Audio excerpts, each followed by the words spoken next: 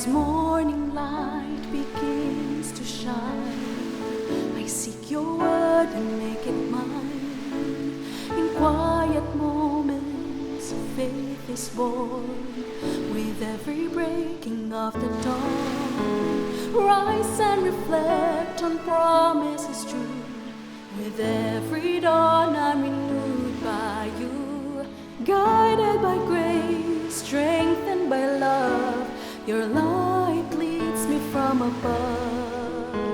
Your word, my hope, my guiding way. In you I find strength each day. Through trials and fears I trust and rest.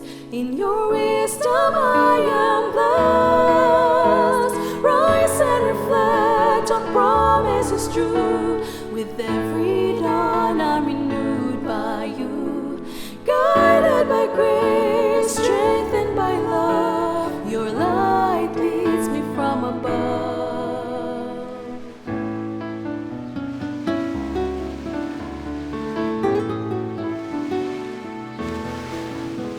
Your word, my hope, my guiding way. In you I find strength each day. Through trials and fears I trust and rest. In your wisdom I am blessed. Rise and reflect on promises true. With every dawn I'm renewed by you. Guided by grace, strengthened by love, your light leads me from above. Rise and reflect on promises true. With every dawn I'm renewed by you. Guided by grace, strengthened by love, your light leads me from above. Your light leads me from above.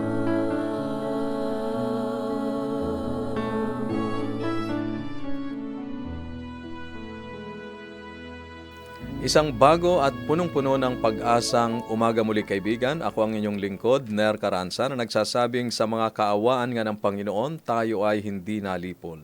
Sapagkat ang kanyang mga habag ay hindi nauubos.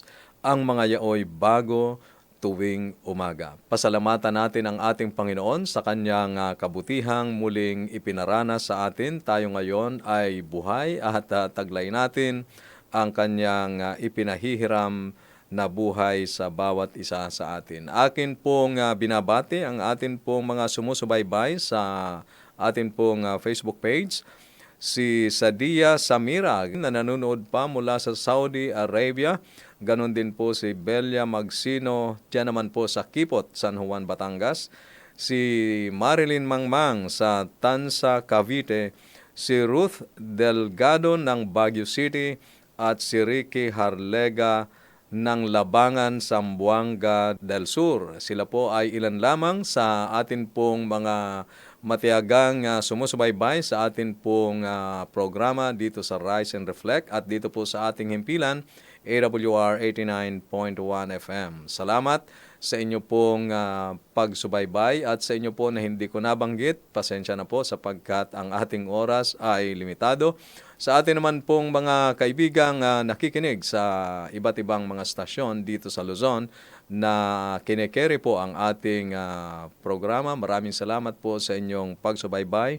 Kayo diyan sa Rojas Oriental, Mindoro. Ganon din po diyan sa Nueva Vizcaya, sa Isabela, sa Ilocos Sur, Ilocos Norte. Diyan din po sa Bataan, sa Bulacan at sa Pangasinan. Salamat sa inyong pagsubaybay sa atin pong himpilan at sa atin pong programa. Muli rin po namin kayong inaanyayahan na ipagpatuloy ang pagsubaybay sa atin pong natatanging pag-aaral na inihahandog sa inyo ang Revelation of Hope tuwing alas 7 ng gabi dito po sa ating himpilan AWR 89.1 FM. Ikaw ay nakikinig dito sa atin pong programang Rise and Reflect at dito ay ating ninanais na pasimulan ang bawat araw sa pagbabalik ng pasasalamat sa ating Panginoong Diyos, pagbabasa ng Kanyang salita at sa pananalangin. At ngayong umaga ay atin pong itutuloy ang ating pagbasa mula sa aklat ng Ecclesiastes, Kabanatang 5 tayo, talatang 1 hanggang 7. At mula po sa ang Bible Pinoy Version, pakinggan niyo po ang sinasabi ng Biblia. Mag-ingat ka pag pupunta ka sa bahay ng Diyos, paglalapit sa harap niya. Mas mabuting makinig at sundin siya, kesa sa mag-alay doon ng offering galing sa mga bobo, kasi di nila alam na masama ang ginagawa nila. Huwag kang basta-basta pag nagsalita. Mag-isip ka muna bago ka magbitiw ng salita sa harap ng Diyos, kasi nasa langit siya at nasa lupa ka naman, kaya mag-ingat ka sa pagsasalita. Pag madami kang inaalaala, mananaginip ka ng masama, at pag madami kang sinasabi, makakapagsalita ka ng kabubuhan. Pag nag-promise ka sa Diyos, tuparin mo agad yon, kasi hindi siya natutuwa sa mga di nag-iisip. Gawin mo ang pinangako mo. Mas mabuti pang huwag ka nang mag-promise kisa mag-promise ka at di yun tuparin. Huwag mong hayaang magkasala ka dahil sa bibig mo, at kailangang sabihin sa priest na nagkamali ka lang. Bakit mo gagalitin ang Diyos sa mga salita mo, at hahayaang wasakin ang mga pinagpaguran mo? Kahit lagi kang nananaginip ng gising, may mga bagay na di mo maipaliwanag, at may mga sinasabi kang salita na walang kwenta. Dapat mo pa ding igalang ang Diyos. Magsalita ng may pag-iingat. Sa ibang salin ng Ecclesiastes Kabanatang 5, talatang 2 ay ganito ang sinasabi. Huwag kang pabigla-bigla sa iyong bibig at huwag magmadali ang iyong puso na magsalita ng anumang bagay sa harapan ng Diyos, sapagkat ang Diyos ay nasa langit at ikaw ay nasa lupa, kaya't kaunti lamang ang iyong maging salita. Ayan, isang babala sa atin na mabilis ang pagsasalita ng hindi po napag-isipan. Ang mga salitang sapagkat ang Diyos ay nasa langit at ikaw ay nasa lupa ay nagpapaalaala sa atin ng napakalaking agwat o pagkakaiba ng karunungan ng Diyos sa pang-unawa ng tao. Humihimok ito sa atin na lumapit tayo sa Kanya ng may pagpapakumbaba, paggalang, at sa halip na magsalita o mangako ng padalos-dalos at manalangin ng sobrang daming panalangin without sincerity, si Solomon ay tinuturuan tayong makipag-usap ng may paggalang at magsalita ng may kabuluhan sa harap ng ating Panginoong Diyos. Bagamat hindi ipinagbabawal ng Biblia ang mga panata o pangako, nililinaw na ito ay may mga panganib. Ang sabi doon sa talatang 2 ng Ecclesiastes, Kabanatang 5, huwag kang magmadali sa iyong puso na magsalita ng anuman sa harap ng Diyos. Yung sinasabi ditong huwag magmadali ay yung bang hindi mo pinag-isipan kung kaya mo talagang sundin o tuparin ang iyong salitang binitawan.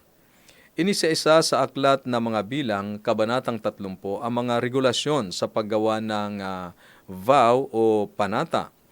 Ang pangunahing isyu ay kapag ang isang tao ay nangako sa harap ng Panginoon, hindi niya dapat sirain ang kanyang salita, kundi dapat niyang gawin ang lahat ng kanyang sinabi. Yan ay sang-ayon sa aklat ng bilang, Kabanatang 30, talatang 2. Kaibigan, hindi hinihiling ng Diyos ang sino man na gumawa ng panata o pangako sa Kanya. Ngunit inaasahan niya ang katuparan ng mga panata na ginawa, mga salitang ating binitawan. Inaasahan niya ang pagtupad sa mga salitang yon. Sa Kabanatang 5 pa rin ng Ecclesiastes, talatang 5 naman, mas mabuting huwag kang manata o mangako kaysa gumawa ng isa at hindi ito tuparin. Manahimik ka na lang, ang ibig sabihin ni Solomon, huwag ka na magsalita, huwag ka na mangako, at yung iniisip mo, tuparin mo sa harap ng ating Panginoon. Itinuturing ng mosaiklo ang padalos-dalos o hindi pinag-isipan ng mga panata na kasalanan at gumawa sila ng probisyon para sa mga ito. Sa Levitico, Kabanatang 5, talatang 4 hanggang 5, tingnan din o pwede mo ring basahin ang mga bilang, kabanatang 30, talatang 6 hanggang 8. Kaibigan, siniseryoso ng Diyos ang ating mga salita. Sa Ecclesiastes, ang mangangaral o si Solomon ay nagbigay ng matalinong payo. Kaya't kaunti lamang ang iyong mga salita. Kapag nakikipag-usap tayo sa Diyos, kapag tayo ay nananalangin o kaya ay sa iba, dapat nating kilalanin ang kabanalan ng ating Panginoong Diyos. Sa pagpapatuloy sa talatang 2 ng kabanatang 5 ng Ecclesiastes, ang Diyos ay nasa langit at ikaw ay nasa lupa, kaya't ang iyong mga salita ay kokonti. Seryoso, sincere ang ibig sabihin ni Solomon. Sa panalangin ng Panginoon, tinuruan ni Jesus ang kanyang mga alagad na gumamit ng mga simpleng salita na kumikilala kung sino ang Diyos at humingi sa Kanya ng ating mga pangangailangan na may pagtitiwala sa Kanya na ipagkakaloob iyon. Sa halip na mga mabubulaklak na mga salita upang pahangain ang ating ang mga nakikinig sa ating panalangin o kumbinsihin ang Diyos na tulungan tayo at sagutin ang ating mga panalangin at pakiusap. Sinabi ng ating Panginoong Hesus, dapat tayong lumapit sa Diyos ng may pagpapakumbaba at pananampalataya. Sangayon sa Mateo kabanatang 6, talatang 6. Kaibigan, naririnig ng Diyos ang ating mga salita. Gayunpaman, alam niya kung ano ang ating kailangan. Kaya hindi tayo dapat gumawa ng mga walang laman na mga pangako sa pagtatangka na makipagtawaran sa lumikha ng sansinukob. Madalas nating naririnig, lalo na sa mga taong may karamdaman na pagalingin lamang sila ng Diyos. Maglilingkod sila sa kanilang buong buhay. Ipagkakaloob nila ang kanilang mga pag-aari. Ngunit kapag magaling na, nakakalimutan ang kanilang pangako. Si Apostol Pablo sa Galacia kabanatang 6, talatang 7 ay ganito ang kanyang sinabi. Huwag kayong padaya, ang Diyos ay hindi napabibiro, sapagkat ang lahat na ihasik ng tao ay siya namang aanihin niya. Kaibigan, ang ating mga salita ay dapat nating panghawakan at gawin sang-ayon sa kalooban ng ating Panginoong Diyos. Huwag tayong magpadalos-dalos ng ating mga pangako at ng ating mga salita sa harap ng ating Panginoon at sa harap ng ating kapwa. Kaibigan, may nabitiwan ka na bang pangako sa Diyos at sa ibang tao? Sa iyong palagay, bakit siniseryoso ng Diyos ang ating mga binibitiwang salita? Para sa iyong reflection, maaari kang magpadala o mag-text sa ating mga numero 0917-1742-777, 0917-1742-777, at sa 0918-9447-891. 0918-9447-891. At para naman po sa inyo na nasa Facebook page at YouTube channel, pwede po kayong mag-comment dyan sa comment section upang ipahayag ang inyong reflection dito po sa ating bahagi ng Biblia na binasa. Sa pagkakataong ito ay nais kong ihandog sa inyo ang isang napakagandang awiting His Way is Perfect na inawit ni Jobel Villena. Pakinggan po natin ang makalangit na awiting ito.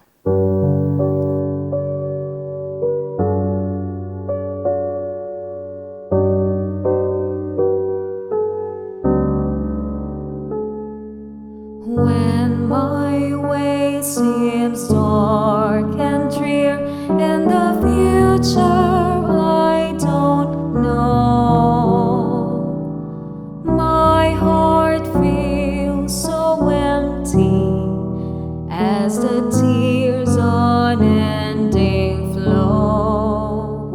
When my heart breaks with sorrow and a tempest fills my soul, this one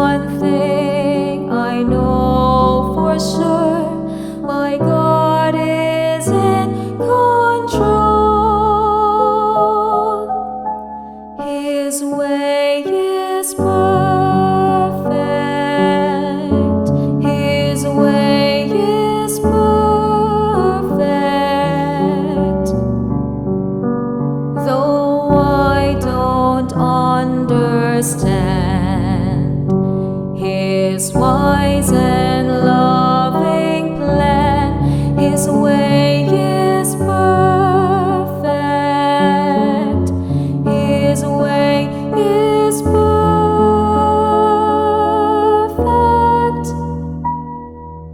Take my life and make a vessel purified.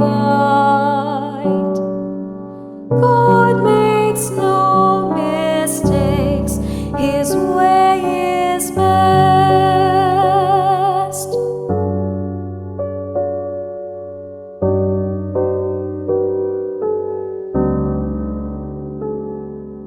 When the toils of life are come and my heart is worn with care, I faint neath the burden of a cross I cannot bear. When the joy has departed from my sorrow-stricken soul, this one thing I know for sure: my God is in control. His way is perfect. His way is perfect.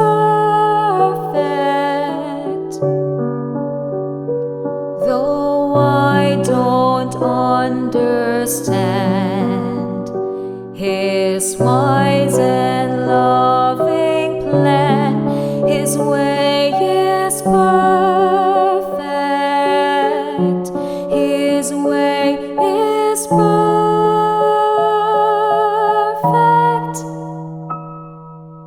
Take my life and make a vessel purified. God makes no mistakes. His way is best. His way is perfect. His way is perfect. Though I don't understand His wise and loving plan, His way is perfect. His way is perfect.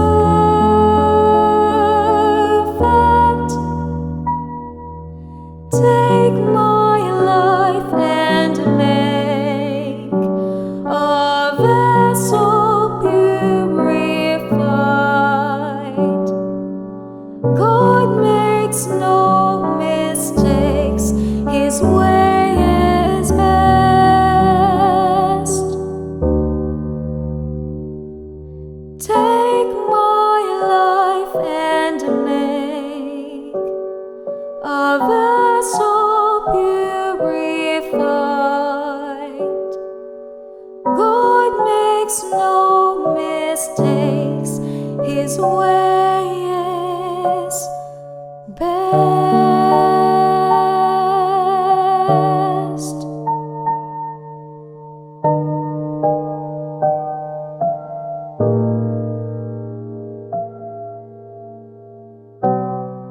Maraming salamat, Jubel, sa mensahe ng awit na iyong inihandog sa ating mga tagapakinig ngayong umaga. At ngayon ay dadako tayo sa ating pananalangin. Kaibigan, nais kong makasama ka sa paglapit sa ating Panginoong Diyos. Ano man po ang iyong mga pasanin, ilapit natin sa ating Panginoon ang mga pasaning iyan upang tulungan tayo na gumaan ang ating mga dalahin at dinggin ng ating Panginoong Diyos ang ating mga dalangin. Tayo ay manalangin. Mapagpala naming Diyos, dakilang Ama na nasa mga langit, salamat sa mga mahalagang aral sa buhay na itinuturo mo sa amin sa aklat ng Ecclesiastes. Isa sa pinakamahirap kung paano gamitin ng matalino ang aming mga pagsasalita at maging mga taong kukunti lamang at sincero sa mga aming sinasabi. Panginoon, tulungan mo po kami na luwalhatiin ka sa lahat ng aming mga sinasambit. Dakilang Diyos, hinihiling namin ang kapangyarihan ng Banal na Espiritu na siyang mga siwa ng aming mga buhay, ng aming mga dila, upang wag po kaming makasakit sa pamamagitan ng aming mga salita. At ang mga salitang aming bibitawan ay amin pong tutuparin. Sa umagang ito, dakilang Ama, akin pong inilalapit sa inyo ang mga kaibigan naming nakikinig. May mga pasanin sila, Panginoon, para po sa kanilang mga mahal sa buhay na wala pa sa pananampalataya. Ipinapakiusap ko po na kayo ang humipo sa kanilang mga puso at kaisipan at gumawa kayo ng mga kaparaanan, Panginoon, upang magkaroon ng realization sa kanila at makita nila ang iniaalok niyong pagliligtas.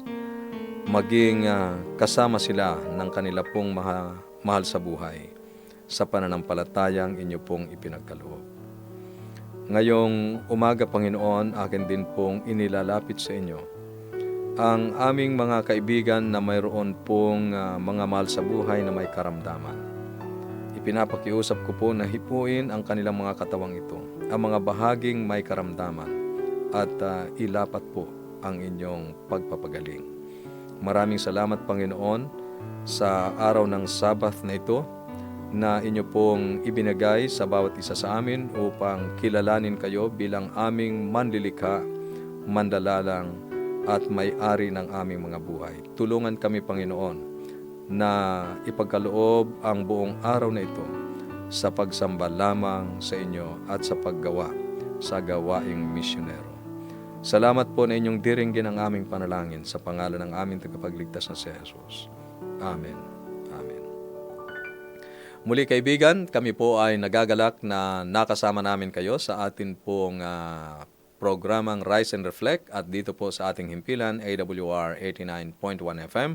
Muli po namin kayong inaanyayahan na pakinggan, abangan ang atin pong inihandang natatanging pag-aaral na may pamagat na Revelation of Hope tuwing alas 7 ng gabi. At ganun din po ang atin pong mga programang inihandog sa inyo para po sa araw na ito. Kasama po dyan ang Healing Wonders of Diet. Mamayang hapon, inyo pong subaybayan. Kaibigan, akin din pong patuloy na ini-offer sa inyo ang atin pong Bible Study Guide na Explore. Kung kayo po ay nakatapos na nito, pwede nyo namang i-enroll ang inyo pong mga kaibigan o mga mahal sa buhay na hindi pa nakapag-aaral nitong Bible Study Guide na Explore. Lalo na po kung ito ay naging pagpapala sa inyo, na tutunan nyo ang mga kaparaanan, ang kalooban ng ating Panginoong Diyos mula po sa araling ito. Pwede nyo pong i-refer sa inyong kaibigan. Ang gagawin nyo lamang po ay kausapin ang inyong kaibigan na sila po ay inyong i-enroll dito po sa ating pong Bible Study Guide na ito at inyo pong ipadala ang kanilang kumpletong pangalan at address at kung maaari ay contact numbers upang madali pong maihatid ng mga riders yung atin pong Bible Study Guide na ipinamimigay. Ito po ay libre na inyo pong matatanggap. Wala po kayong babayaran. Kaibigan, sinasaliksik mo ang kasulatan sapagkat iniisip ninyo na sa mga iyon ay mayroon kayong buhay na walang hanggan. Ako ang iyong kaibigan, Narcaranza, na nagsasabing kung ang salita ng Diyos ang iyong gabay, landas mo ay hindi masisinsay. Huwag po kayong lalayo, huwag niyo pong ililipat ang inyo pong mga talapihitan sapagkat magpapatuloy po tayo sa paghandog ng mga makalangit na awitin at mga iba't ibang mga programa sa buong maghapong ito. Pagpalain po kayo ng ating Panginoon sa araw na ito.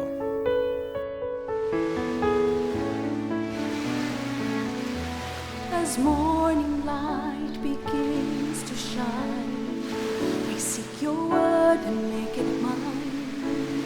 In quiet moments, faith is born.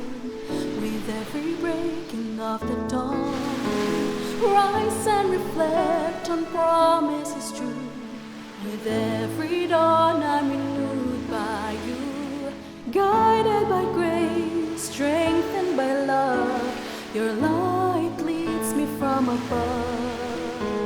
Your word, my hope, my guiding way. In you I find strength each day. Through trials and fears I trust and rest. In your wisdom I am blessed. Rise and reflect on promises true. With every dawn I'm renewed by you. Guided by grace, strengthened by love, your light leads me from above.